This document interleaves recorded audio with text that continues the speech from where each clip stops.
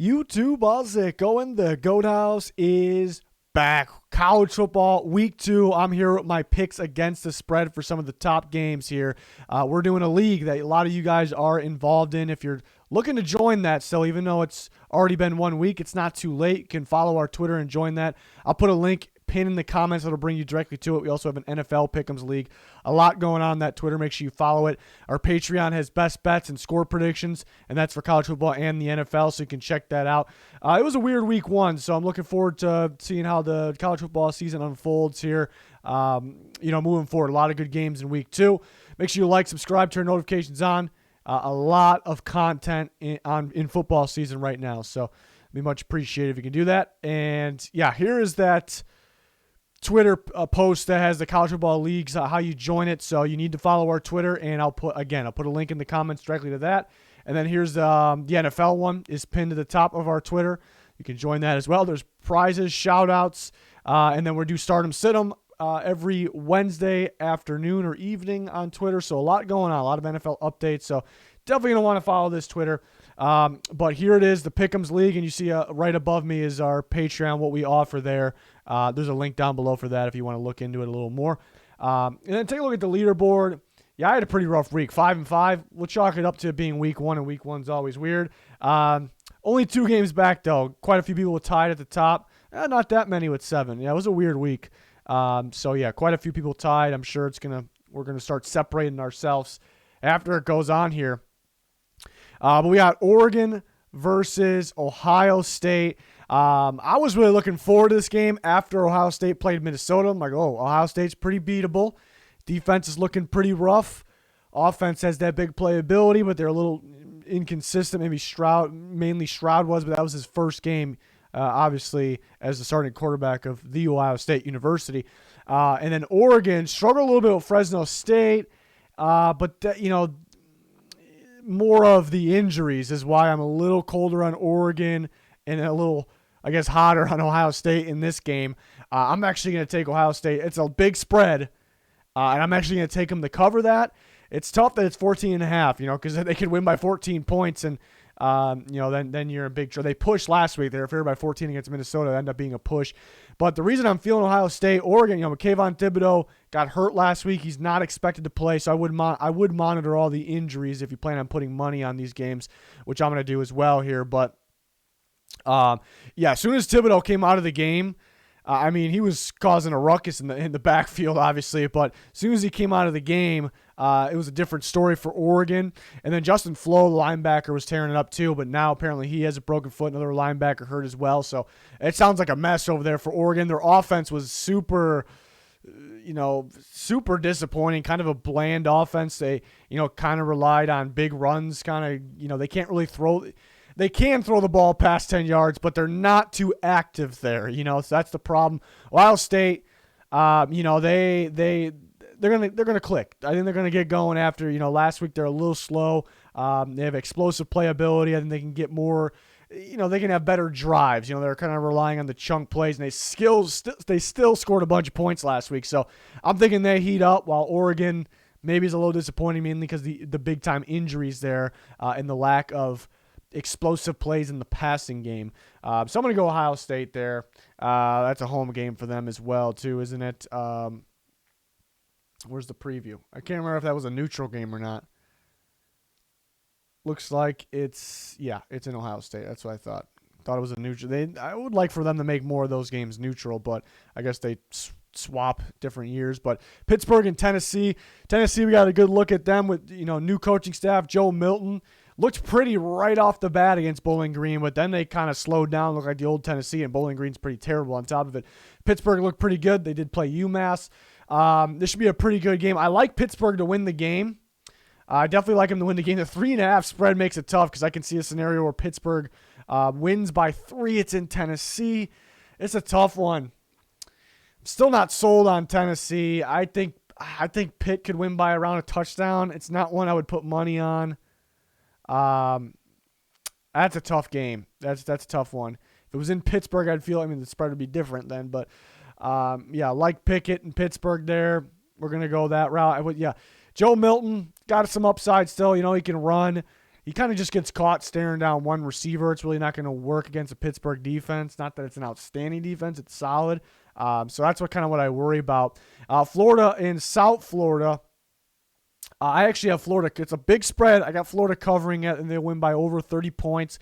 South Florida struggled against NC State last week, 45-0 they lost. I think Florida's going to present more of an explosive offense, we would think, than NC State as well. Maybe not as good on defense, but can't be too far off.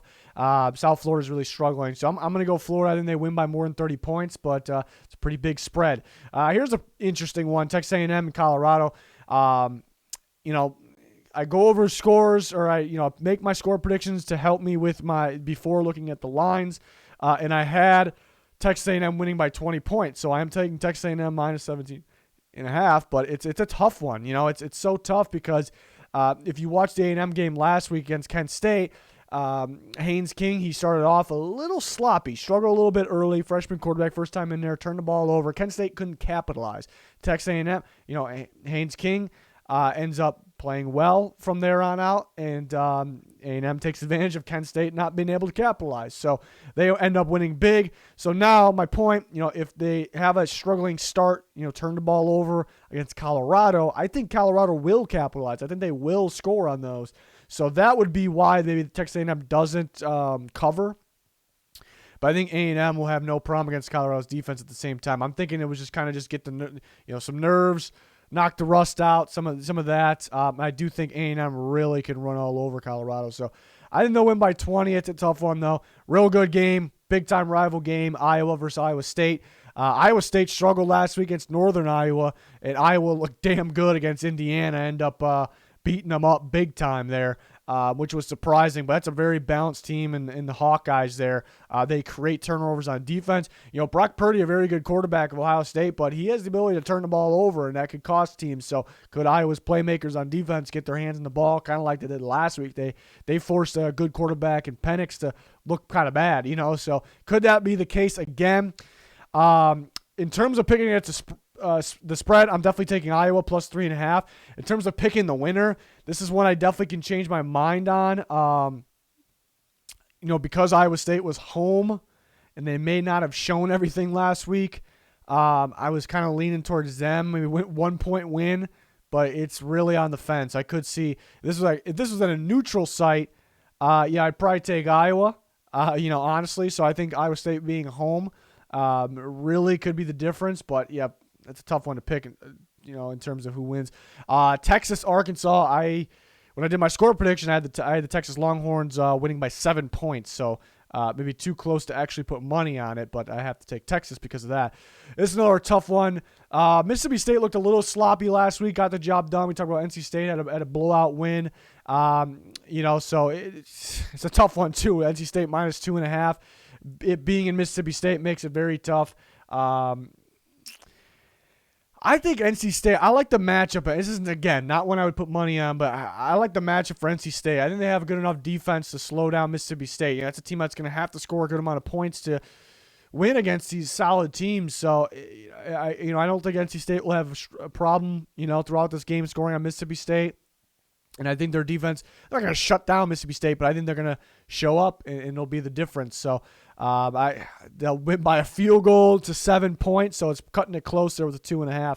Washington and Michigan is going to be extremely low scoring. I'd be surprised if it wasn't. I think Washington super low scoring game against Montana last week and lost. They were missing a list of receivers. Sounds like they'll be missing those guys again. Michigan got a win last week, was at Western Michigan, and they lost their top receiver, actually. So a lot of receivers out of this game. But it's based off week one, which you can't base everything off week game, but based off week one, definitely looks like Michigan's the better team. They're both got very solid defenses, but sometimes you wonder if they can consistently move the ball, consistently score. I'm trusting Michigan in that category a little more. I think they'll win by about a touchdown. They're really good with these lines because they're so close. I'm going to go Michigan. I think they'll win by 7 to 10 points. That's pretty tough. Definitely a tough one to pick. I like BYU plus 7.5. I didn't hesitate too much on that one. I think they can win that game. Utah's won the last quite a few meetings, rival game. Last 5 meetings, I want to say. And then BYU, Getting 7.5 points, so looks pretty good. They're home in this one. Utah, Weber State, Utah against them. It looked like for a little bit, it looked like Weber State was going to beat them, and then all of a sudden Utah just pulled away. So, what do you make of that? If they struggle early like that against BYU, they're probably going to lose the game, or did they kind of just figure it out and they clicked and okay, they had to knock the rust off and they clicked and now Utah's a pretty good ball team. So it's tough to figure out just off of one game. But because it's 7.5 and BYU realistically can win that game, and I think they'll try to control the clock in this game and just to not let Utah get in their groove, kind of like last week's game like they did. Again, BYU could win the game, but I got so definitely got them at 7.5. Kind of one I like there. Stanford and USC. It's the storyline of this video here. I predicted scores before seeing the lines. I predicted USC to win by 17 points. So going with Stanford, but that's by 0.5 there, so it's pretty damn close. How many points scored in Iowa State?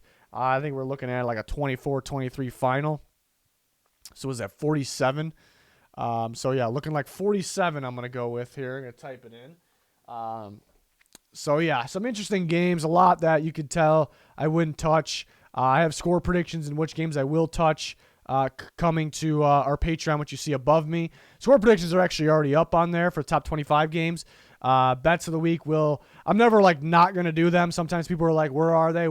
I'm always going to do them. It'll probably be up on Thursday. NFL, the same thing goes. I have score predictions as a video for the NFL. But somebody else, part of the Goat House, gives me their score predictions I throw up there. And bets of the week there as well. And then a lot more going on. You get a lot more in that. So you can check that out. Link down below. If you want to join the Picks League, link down below for that as well. Like, subscribe, turn notifications on. All that would be much appreciated. We got an insane amount of football content. A lot of NFL content. And that's here in our Twitter. But that is going to do it for this one. Thanks, everyone, for watching. Goodbye.